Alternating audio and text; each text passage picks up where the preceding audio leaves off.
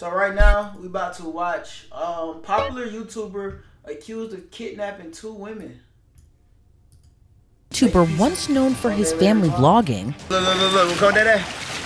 Come on. Can't get over here.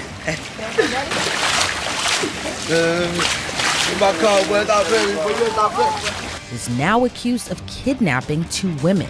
But the story doesn't end there. Authorities say the Texas-based content creator fled the United States by booking a one-way ticket and hopping on a nearly 20-hour flight all the way to the Middle East. So how did a man with millions of social media followers end up charged with aggravated kidnapping? Well, it all began on November 22nd. That's when a woman exchanged numbers with 26-year-old Corey Pritchett Jr. The woman told authorities the following day she and another woman met up with Pritchett. They did some pretty harmless activities like working out, ATV riding, then bowling. But it was at the bowling alley where things took an intense turn. While there, the 2 women felt like something was off when Pritchett and his 2 friends started acting strange. The women told police they were repeatedly looking around, seemed on edge, and were acting suspicious. The unnamed women told police they learned Pritchett and his friends were having issues with another group that was there at the bowling alley. So they reportedly told Pritchett if he continued acting that way, he should just leave with his friends. Pritchett in turn stepped out with his friends, but never returned, leaving the women behind. After some time, the women texted him because they left their stuff in his car. So he asked them to meet at the AveryB grocery store parking lot to get their stuff back. When the 2 women showed up, he switched gears and offered to drive them home, and they said yes. But according to the women, Pritchett flipped the script once again. During that drive, he reportedly began acting erratically and skipped what was supposed to be the route to drop them off. Bro. The women say Pritchett claims someone... I don't know shit about the situation. I don't know the women, but it sounds like a whole lot of he say, she say, a whole lot of accusations. So we don't know. We need more details for real. After him and started making phone calls. Then Pritchett began driving at high speeds, going past 100 miles per hour. The women claim he pulled out a gold-colored handgun and started waving it around the sunroof while still driving erratically fast, then began firing off rounds out of the car window. One of the women reportedly told Pritchett to take her back to her apartment and try to calm him down by asking him to pray with them. But he still continued driving crazy fast down the I-10 highway. Pritchett then made a video call to a woman reportedly saved in his phone under future wife. He asked the woman on the call, if I had the perfect opportunity and was in the middle of nowhere where no one could hear them scream, should I just go ahead and do it? And the woman on the line reportedly responded, yes. For the women in Pritchett's car, though, they were seemingly in fear of their lives. The women told police that Pritchett told them, I'm gonna F y'all and then kill y'all. By this point, the women said they were texting one another during all of this, but authorities say Pritchett then started pointing the gun at them and took their phones away so they couldn't communicate with each other. According to police, Pritchett then pulled off the highway onto the shoulder of I-10 near Sealy, Texas. Seemingly with a change of heart, he told the women to get out of his car, telling them this is your only opportunity. One of the women said she tried to get her phone back but wasn't able to. Then Pritchett drove off, leaving them stranded on the side of the road at night. The women told police they spent more than an hour along the side of the highway before they were able to flag down a driver who called 911. But clues pieced together by investigators would help corroborate their story. One of the women had the Life 360 app on her phone, and screenshots, which included timestamps and the route they took, supported the victim's story of what happened. Pritchett was ID'd through his driver's license and social media pages, but when investigators reached out to him, his phone was no longer in service. Instead, they found out through TikTok that he was planning to move to Dubai. I moved to Dubai. The people just want feel so good out here. My kids, listen.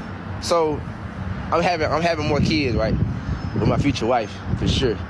And Aiden, my kids are gonna be homeschooled, bro. It's getting real wicked in the United States.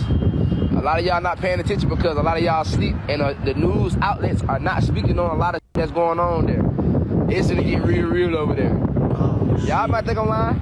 Y'all might think I'm just talking. Y'all seen other people probably saying it. But you know, people don't believe until the shit hit the fan. That's one thing I noticed about most people in the United States. They want to party, live life, until it hit the fan. When it hit the fan, and everybody like, oh, it was scattered. No. But according to the FBI, they confirmed Pritchett bought a one-way ticket to Qatar on December 9th. A little more than 2 weeks later after buying that one-way plane ticket, Pritchett was officially charged on December 26th with 1 count of aggravated kidnapping. I want to give a huge thanks to you, our viewers, and our amazing sponsors like Upside. Upside is a super cool and free app that gives you cash back on daily essentials like gas, groceries, and restaurants. Whether it's a nice restaurant or a quick grab-and-go meal, I can use Upside for both. And guess what? I can use Upside to get cash back when I do. It's really cash back to do. Debit or donuts, places. This was a news site. See news. And that's but despite being charged with aggravated kidnapping, Pritchett still continues to post on social media. On January 4th, he posted an article from Houston news station KPRC, along with the caption, "Letter to the internet, it's finna be a ball. Let the show begin, hashtag Houston, Texas. Let me show you how to take monsters down the hashtag smooth way. You see it says accused, right? Don't worry, LOL. I'm finna give you the details on here and in the court of law. They gonna regret effing with me like I'm just some goofy or some. Oh, and I got the best lawyer in Houston." A day later, he posted a video with the victims as they were ATV riding. That video was captioned tagging Houston PD as he wrote in part, "We have a case here of popular YouTuber Corey SSG kidnapping 2 white girls, and he's currently on the run in Dubai, I think. IDK, but yeah, the FBI should be after him." A pretty wild case that is now ranging across 2 completely different countries that are thousands of miles away from one another. So let's bring on retired FBI agent Colin Schmidt to get his thoughts on this. Colin, thank you so much for joining me today. You know, what is your reaction to this case, from Pritchett's alleged erratic behavior to trapping these 2 women allegedly in his car and leaving them stranded on the side of the road, then later fleeing off to Qatar? Well, I think the first thing for investigators is kind of look at the totality of the circumstances and look at the big picture, as well as look at credibility of who the complainants are as well. How fast social media news move. Nigga, this shit was posted 3 days ago, bro. 3 days is considered old news. What the fuck? What's really going on here between these 2 people, and that's based upon the recent instances of YouTubers or bloggers or social media influencers faking their own kidnappings. So to prevent a waste of resources, they have to just take a step back and kind of look at the big picture. And then, of course, if there is some merit to this, then they're going to have to kind of dig in and find out exactly what really went on between these 2. And investigators also say that, you know, GPS data from Life 360, which was an app that was on one of the women's phones, that helped corroborate their story. Talk to me about how investigators use that type of data to kind of piece together, or at least verify these types of allegations. Well, in this case, the victim made it easy for law enforcement to track her because they did have the Life 360 app on there. I'm familiar with the app. It's fantastic. And I have used it with my kids as well. So if that wasn't on there, the first step with all these cases, and even if it's a bank robbery or a fraud case, is going to be the phones, and to look in to see if there's any GPS data, tracking data in that phone, to find out and to corroborate what the victim is saying that the assailant did. Yeah, and it's also, you know, unclear right now, but from what we do know now, do you think the erratic behavior on Pritchett's behalf might have been someone actually after him, as he had told these women allegedly? Or do you think there's another reason, possibly like drugs, that kind of made him act erratically during this whole incident?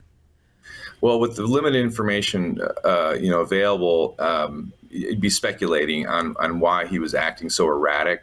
So when somebody's acting erratic, there's a catalyst or some sort of antecedent that make them do that. So either it's something internal or external, and that's one thing that's going to come out, so to speak, in the wash as the investigators do their investigation and start talking to people and find out why he was behaving in such an odd manner. And then the fact that he fled to Qatar, which is kind of an unusual country to go to, because of it, I doubt he speaks Arabic. Does he have some sort of connection to that country?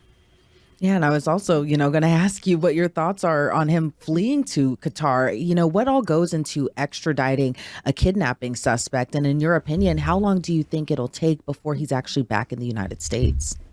Well, first thing is, if we have extradition with Qatar, I'm not aware whether we do or don't for that particular crime, because extradition is crime specific.